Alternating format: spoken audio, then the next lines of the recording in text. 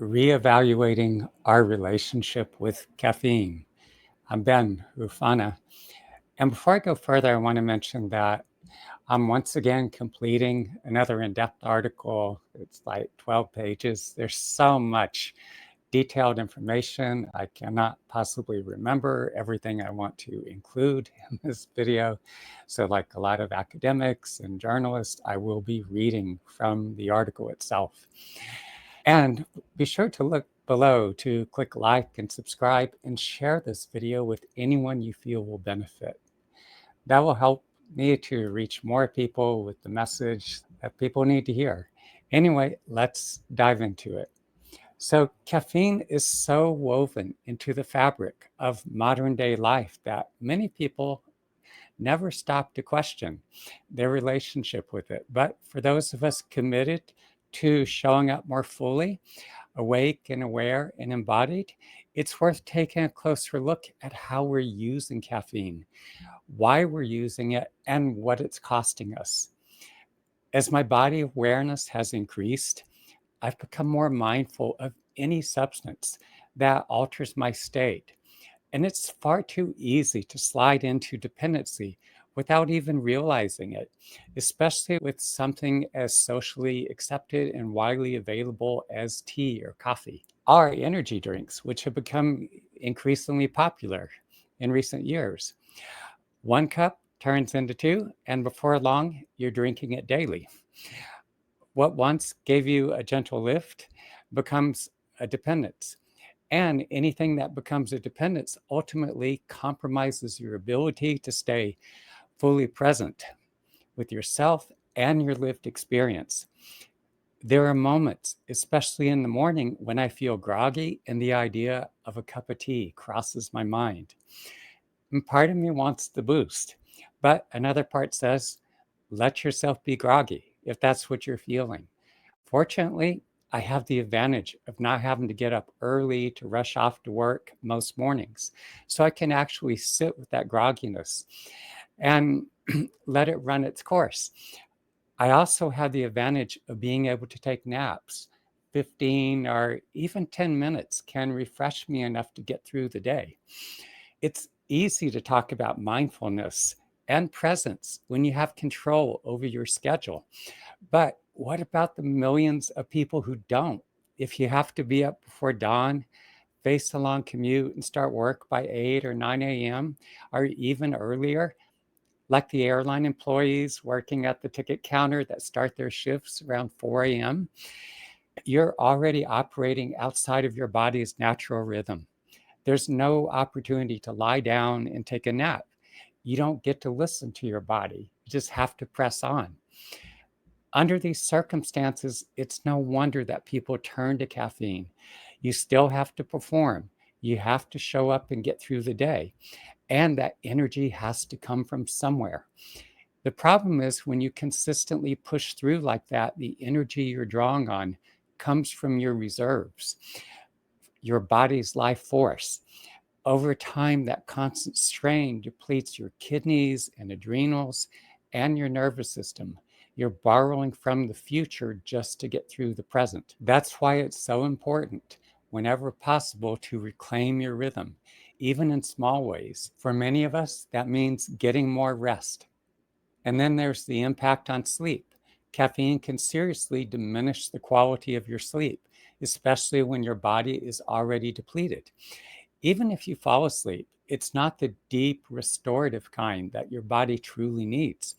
You wake up feeling groggy, still tired, which only reinforces the cycle of reaching for more caffeine the next day just to function. When you're living in a state of depletion, your body doesn't have the reserves to protect itself. Your immune system takes a hit. You become more susceptible to colds, flus, infection, and slower recovery times. Your body is not just tired, you're run down. And no amount of caffeine is going to replenish what your body actually needs: rest, nourishment, and space to repair and regenerate. For many in the workforce, especially in business settings, caffeine is the drug of choice. That cup of coffee becomes your edge. It gives you that jolt of alertness, a kind of tunnel vision focus. You feel your brain firing on all cylinders. Suddenly, you're a high achiever, able to perform, be productive, knock out the task at hand. And for a while, it seems to be working. You're sharp, you're on, but underneath all that productivity is a nervous system running on borrowed fuel. As we age, our natural production of neurotransmitters and hormones begins to taper off. These are the very compounds that once gave us energy, drive, mental sharpness, and emotional resilience. When they decline, we often feel slower, less motivated, and more fatigued. That's when a lot of people start leaning more heavily on caffeine, not just for a morning boost, but to function. It becomes a biochemical crutch that masks deeper depletion. Here's what happens when your body's production of neurotransmitters and hormones begins to decline. Dopamine gradually decreases, especially in the brain's reward and motivation centers, like the substantia nigra. This drop can lead to reduced motivation, mental fatigue, slower cognitive processing, and even depression. It's one reason many people feel less energized or mentally sharp in midlife, and why caffeine becomes a psychological and biochemical crutch.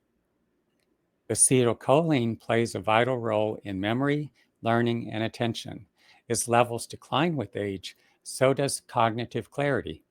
This drop is further accelerated by chronic stress, sleep deprivation, inflammation, and poor diet, all of which are widespread today. Serotonin is often associated with mood stability, emotional regulation, and a sense of well being. Serotonin levels tend to decrease with age, especially under chronic stress or poor gut health.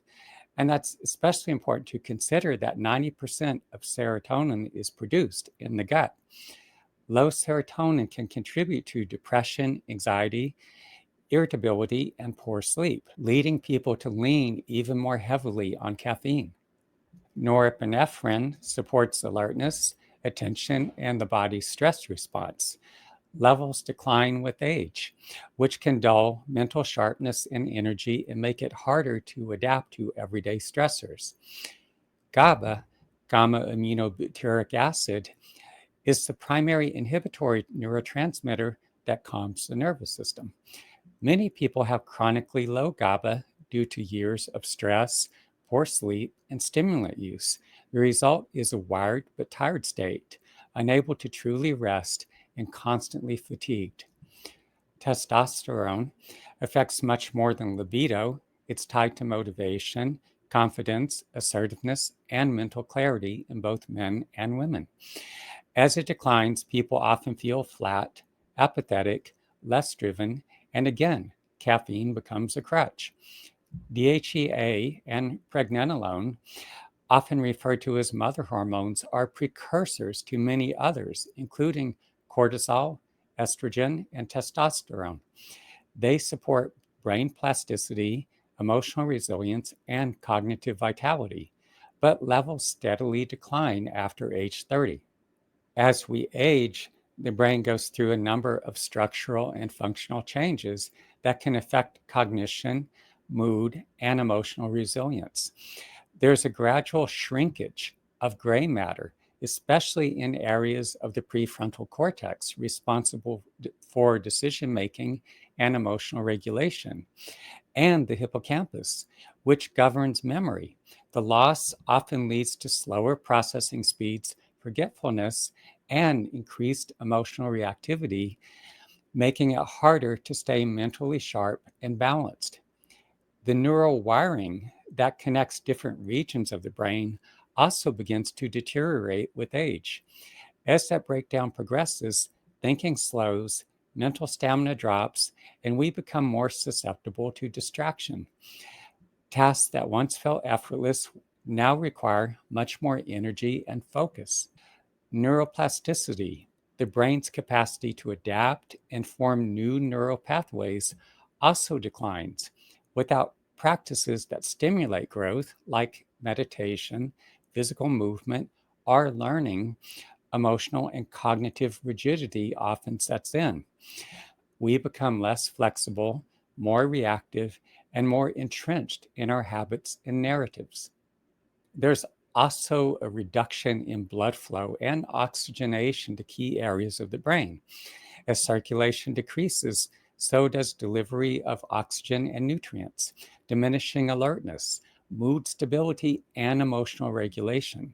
These changes further fuel the cycle of fatigue and burnout that so many experience in midlife and beyond.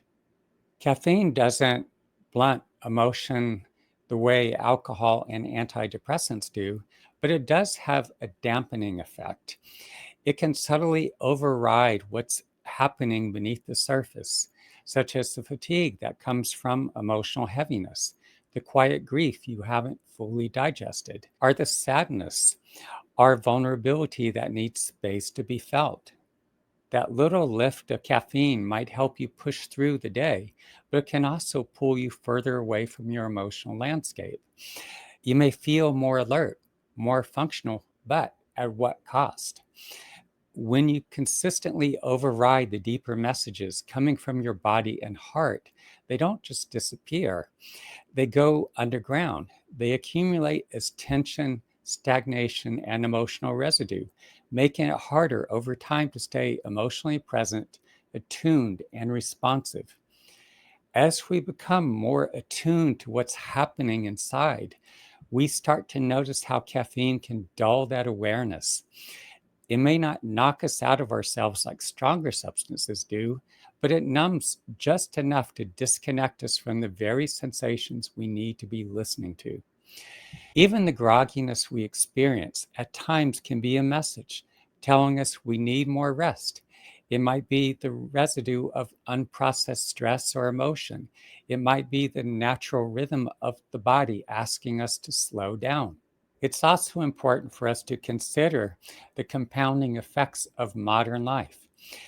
Unprocessed emotional trauma and chronic stress gradually wear down the nervous system.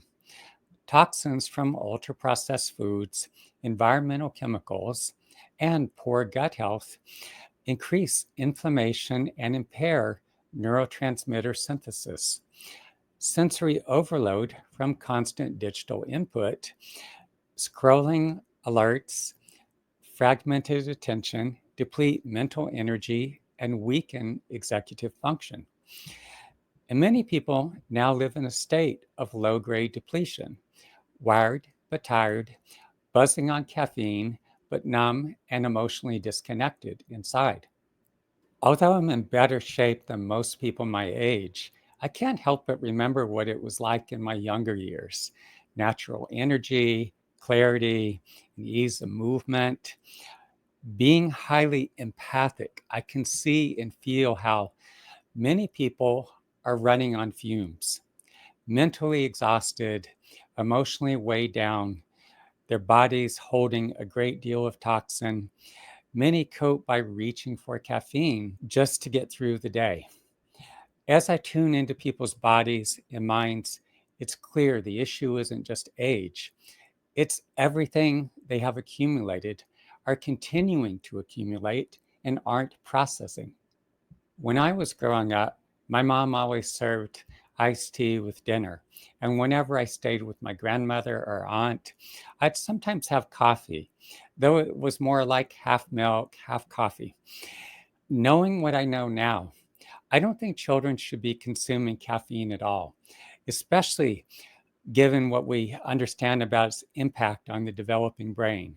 Caffeine can overstimulate the nervous system, disrupt sleep, interfere with emotional regulation, and impair nutrient absorption. At a time when the brain is still wiring itself for focus, learning, and emotional resilience, adding a stimulant like caffeine or processed foods loaded with sugar only makes things worse. Compared to most people, I consumed very little caffeine throughout most of my adult life. I went for years rarely drinking tea or coffee. That changed, though, when I began training with Shifu Li Tailiang in the internal martial arts of Xing Quan and Baguazhang. I was so motivated to progress in my training that I started getting myself up 5:30, 5, or even 4 a.m., drinking copious amounts of strong black tea with milk, like they do in Sri Lanka, minus the sugar, to get my ass moving. I'd launch straight into Qigong in the various forms. With all that caffeine in my system, I could hear Ozzy Osbourne's Flying High Again playing in the background. And I definitely was flying. The problem was I was burning through my life force. I usually don't get sick very often, but during that stretch, I caught the flu and came down with colds 4 separate times in a single year. That's when I realized something wasn't right and I cut way back. Shifu Li Tailiang would often serve green tea when I trained with him. Not being all that crazy about the taste, I remember looking at Shifu while swirling the tea in my cup as I sat there looking at him one morning and saying, "Green tea tastes like pee." Shifu was a bit taken aback.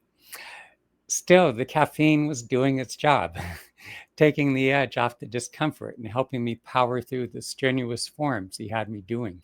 At this point, I used caffeine sparingly. I had a cup of coffee on a recent flight from Newark to San Francisco to help me power through an article I needed to finish. But most of the time, I abstained from tea and coffee. When I'm in Sri Lanka, I'll have tea with milk, minus the sugar, so I don't offend my Sinhalese and Tamil friends when I politely pass on the sugary treats they offer me in their homes. These days, most of the caffeine I consume comes from cacao, which contains a fraction of what you'd find in coffee, maybe around 12%.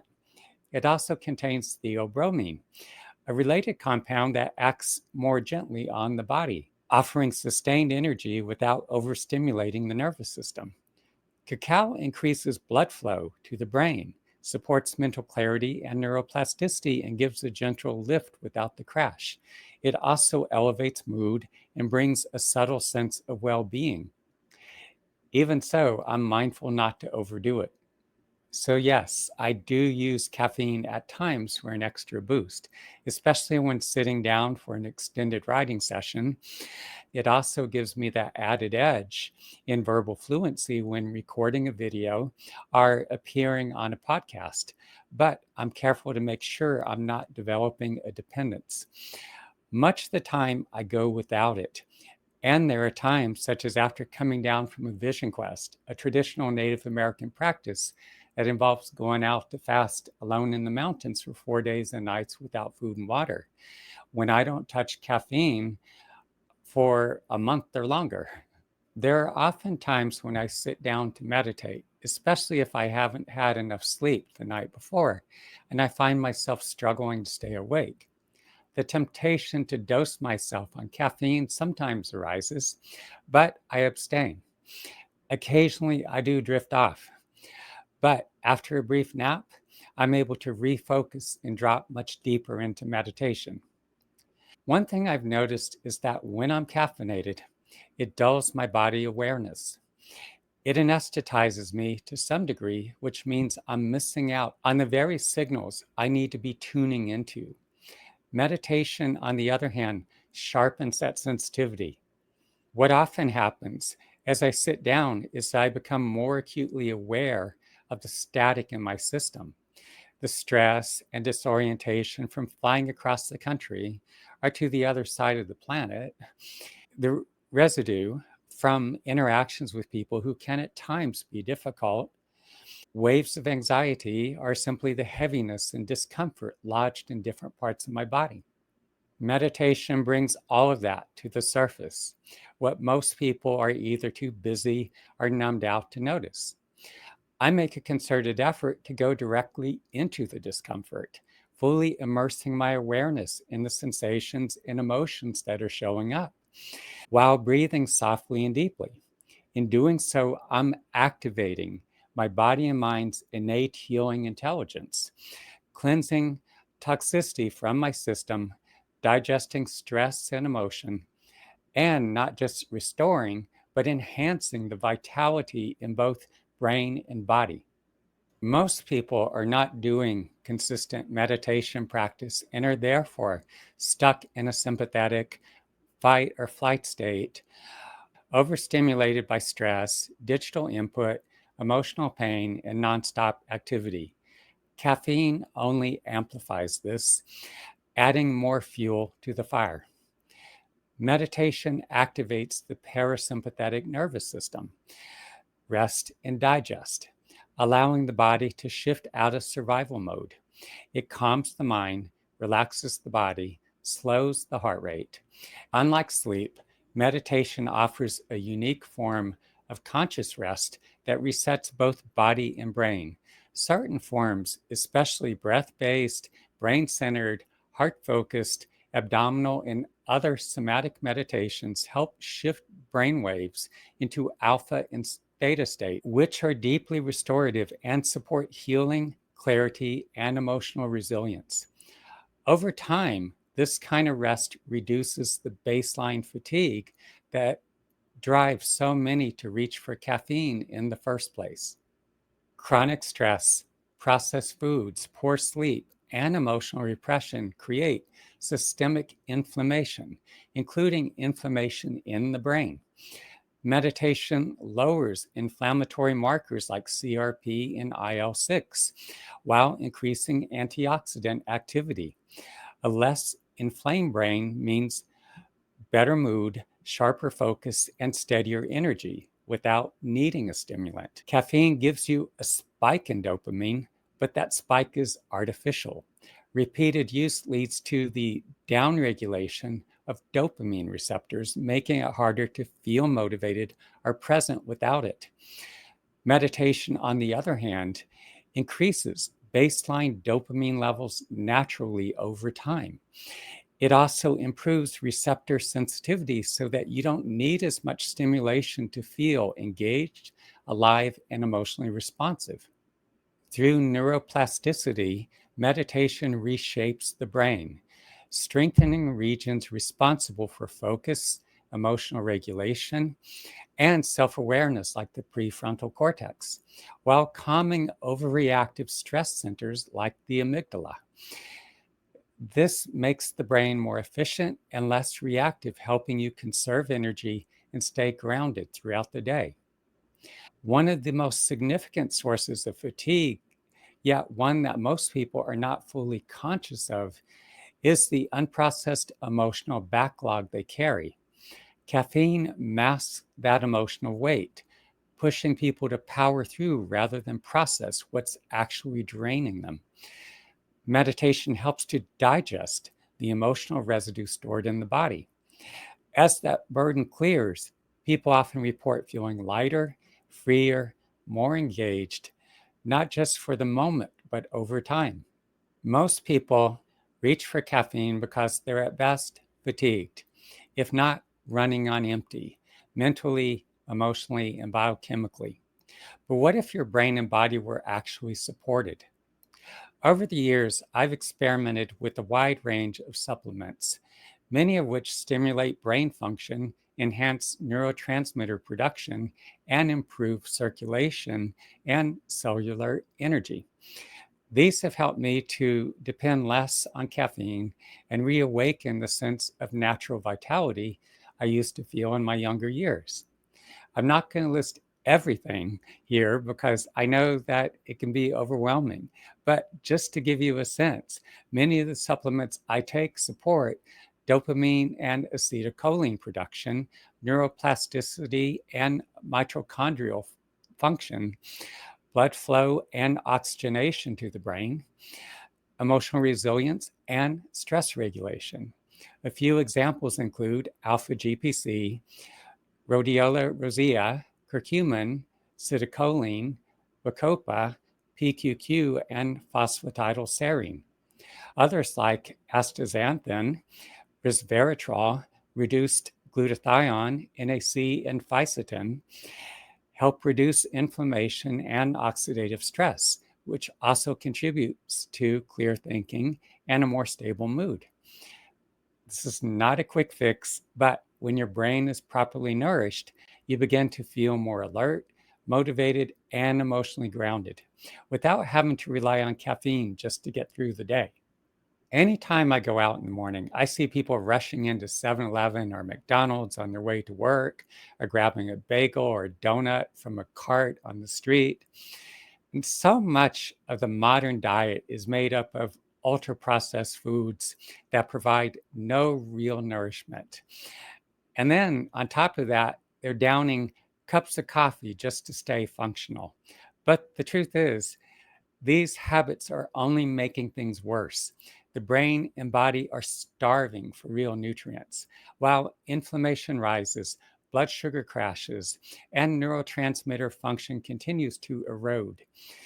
As I've become more conscious of the role foods play in our physical and mental health, I've made significant changes to my own diet.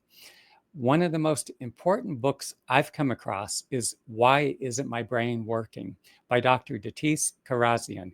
It's long, but I believe everyone should read or listen to it. Now I'm far more intentional about what I eat. I cut out all refined sugars, most carbs, starchy and processed foods, bread, pasta, all that, and replace them with whole foods, clean proteins, healthy fats, and vibrant fruits and vegetables. And the difference is undeniable. When you stop numbing yourself and start giving your body the nourishment it actually needs, everything shifts. There's greater mental clarity. Emotional energy starts to move, and you become far more capable of doing the deeper work. Now, a lot of people are starting to swap out their morning coffee for things like lion's mane, reishi mushroom, or green drinks made from kale, spinach, cucumber, and other nutrient dense vegetables. Green drinks like Perfect Food by Garden of Life are especially useful when you're short on time. Mix it up, drink, and go. These kinds of alternatives offer a more subtle, sustained boost of energy without the crash. You'll often notice greater mental clarity, more emotional steadiness, and an overall sense of feeling better in your body. Why?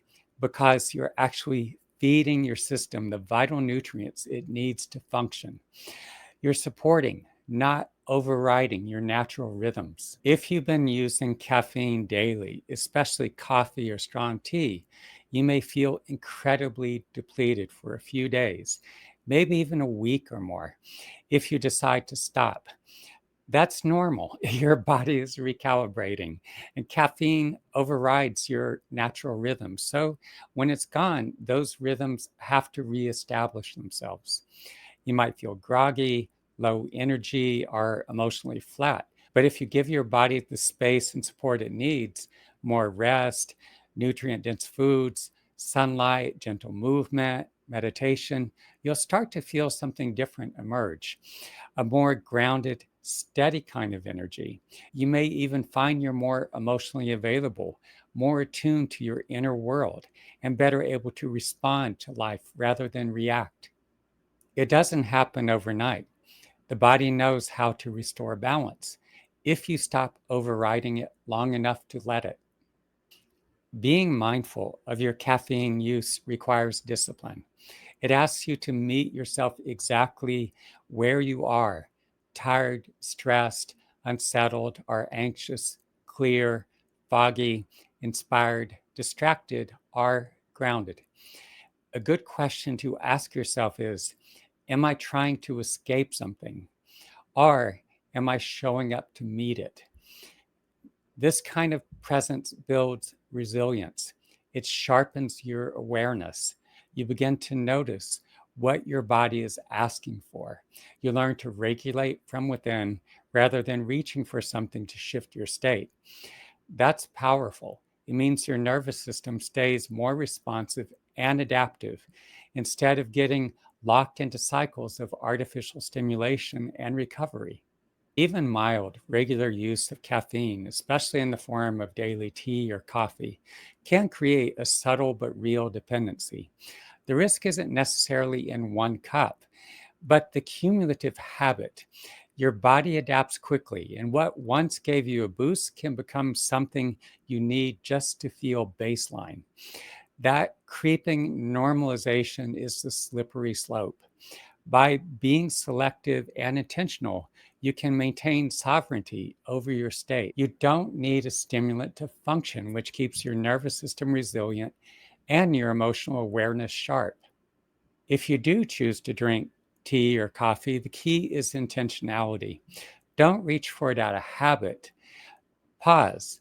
Ask yourself, what am I feeling right now? What's my real need? Will this support or override me?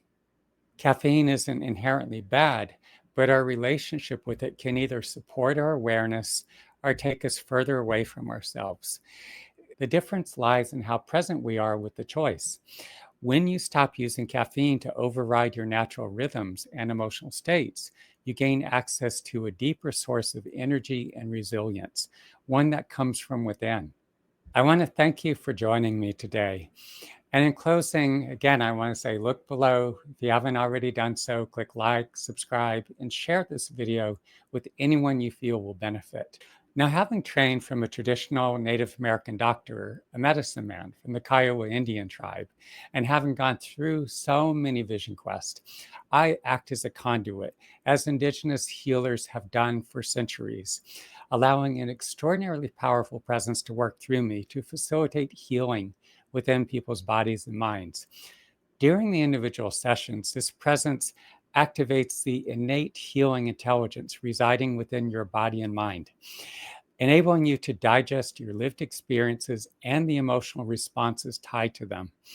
As the process unfolds, it stimulates key brain regions and restores your natural biochemical balance. You begin to experience a deepening self awareness, becoming more lucid, more attuned to your inner world, and more fully present in your life. Many people who work with me either cut down or completely stop consuming caffeine, tobacco, weed, alcohol, and other recreational drugs, as well as antidepressants and other psychotropic medications. If you're feeling called to work with me, you could click on the link to message me or call me directly at 332 333 5155.